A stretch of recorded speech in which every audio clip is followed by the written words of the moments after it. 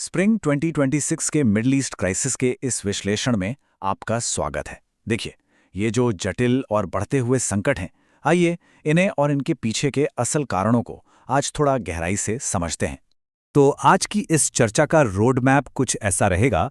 हम लेबनान के बढ़ते तनाव, विस्थापन के भारी संकट, खाड़ी में टकराव और अंत में इन सबको रोकने के जो कूटनीतिक प्रयास चल रहे हैं, उन पर एक एक करके बात करेंगे। चलिए शुरुआत करते हैं पहले हिस्से से। एक ऐसा क्षेत्र जो पूरी तरह से संकट में है। लेवांट से लेकर खाड़ी तक जो ये भू राजनीतिक अस्थिरता फैली है, ये वाकई अभूतपूर्व है। स्प्रिंग 2026 की बात करें तो हमारे सामने दो बिल्कुल अलग लेकिन एक ही समय पर चल रहे हैं बहुत बड़े संकट हैं। एक तरफ लेबनान में इजराइल और हिजबुल्लाह का युद्ध और दूसरी तरफ होर्मुज जलडमरू मध्य में अमेरिका और ईरान का नौसैनिक संघर्ष। ये दोनों मोर्चे एक साथ ग्लोबल मामलों और इंटरनेशनल शिपिंग पर बहुत गहरा असर डाल रहे हैं। अब आते हैं दूसरे हिस्से पर, लेबनान में तनाव। आइए देखते हैं कि कैसे 2024 का वो युद्ध विराम आखिरकार टूट गया और ये भारी सैन्य तनाव अचानक से कैसे फिर से शुरू हो गया। अब जरा इन आंकड़ों पर गौर कीजिए। संयुक्त राष्ट्र मानवाधिकार कार्यालय यानी OHCR के मुताबिक सिर्फ 2 मार्च से 22 मार्च के बीच लेबनान में 1029 मौतें दर्ज की गईं। ये आंकड़ा अपने आप में स्थिति की भयावहता को साफ साफ बयां कर रहा है। और इसी का नतीजा है ये अगला नंबर, 10 लाख से ज्यादा। सोचिए, तनाव के शुरुआती सिर्फ 3 हफ्तों के अंदर ही 10 लाख से अधिक नागरिकों को अपना घर छोड़ना पड़ा है। इतने कम समय में इतने सारे लोगों का बेघर होना सच में एक बहुत बड़ा मानवीय संकट है। और अगर इस संकट का असल असर देखना हो तो नागरिक क्षेत्रों की हालत देखिए। 2 मार्च को बेरूत के दक्षिणी उपनगरों पर हुए हमलों के बाद उठने वाला ये घना धुआं जमीनी हकीकत को बिल्कुल हमारे सामने लाकर रख देता है। OHCR की जो रिपोर्टें हैं वो नागरिक संपत्तियों और बुनियादी ढांचे को हुए नुकसान का बिल्कुल स्पष्ट रूप से दस्तावेजीकरण कर रही हैं। इन हमलों का सीधा परिणाम जो तबाही है वो साफ तौर पर देखी जा सकती है।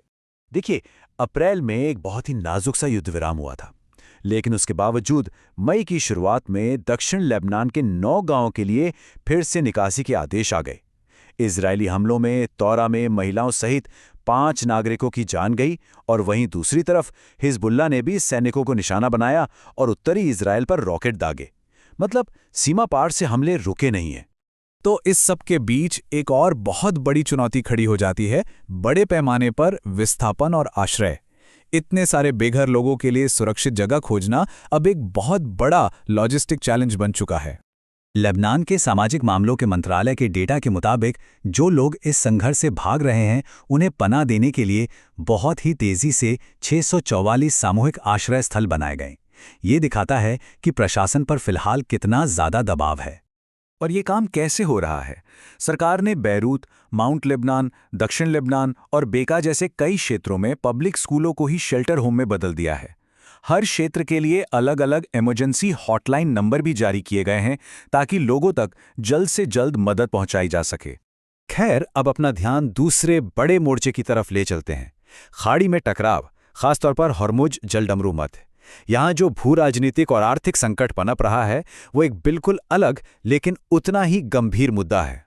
मई की शुरुआत में अमेरिका और ईरानी बलों के बीच ये नौसैनिक संघर्ष कितनी तेजी से बढ़ा, इसका अंदाजा इस टाइमलाइन से लगाया जा सकता है। बुधवार को अमेरिका ने एक ईरानी जहाज को डिसेबल किया, फिर गुरुवार को ईरानी बलों ने अमेरिकी विध्वंसकों पर हमला कर दिया और शुक्रवार को तो ईरान ने एक टैंकर जब्त कर लिया, जिसके जवाब में अमेरिका ने भी स्ट्राइक की। अब दिलचस्प बात यह है कि इस मुद्दे पर दोनों पक्षों की कहानी बिल्कुल अलग है।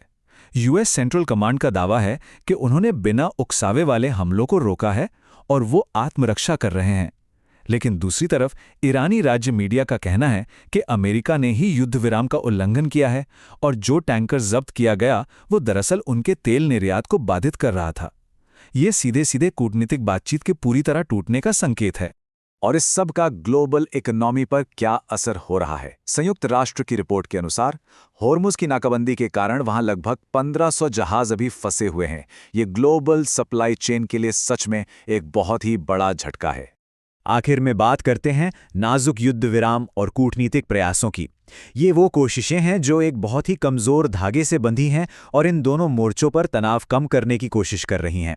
तो अभी इंटरनेशनल लेवल पर क्या हो रहा है? अमेरिका, इजराइल और लेबनान के बीच बातचीत की मध्यस्थता कर रहा है। उधर कतर के अधिकारी ईरान के मुद्दे पर अमेरिकी उपराष्ट्रपति से मिल रहे हैं। चीन एक व्यापक युद्ध विराम की मांग कर रहा है और अमेरिका एक नए शांति प्रस्ताव पर ईरान के जवाब का इंतजार कर रहा है। कोशिश यही है कि इससे पहले कि बात और बिगड़े, युद्ध विराम हो जाए। इसी बीच अमेरिकी राष्ट्रपति के इस बयान पर गौर कीजिए कि उन्हें आज रात एक पत्र मिलने की उम्मीद है। ये दिखाता है कि इस नए अमेरिकी शांति प्रस्ताव पर ईरान के जवाब का कितनी बेसब्री से इंतजार हो रहा है। पूरे मिडल ईस्ट के लिए ये सच में एक बहुत ही अहम पल है। तो अब सबसे बड़ा सवाल यही उठता है, क्या ये कूटनीतिक बातचीत और प्रस्ताव कामयाब हो पाएंगे या फिर ये दोनों नाजुक मोर्चे इस पूरे क्षेत्र को एक और गहरे और लंबे संघर्ष में धकेल देंगे? इसी बड़े सवाल के साथ आज के इस विश्लेषण को हम यहीं खत्म करते हैं। इस जटिल मुद्दे को हमारे साथ इतनी गहराई से समझने के लिए आपका बहुत बहुत धन्यवाद।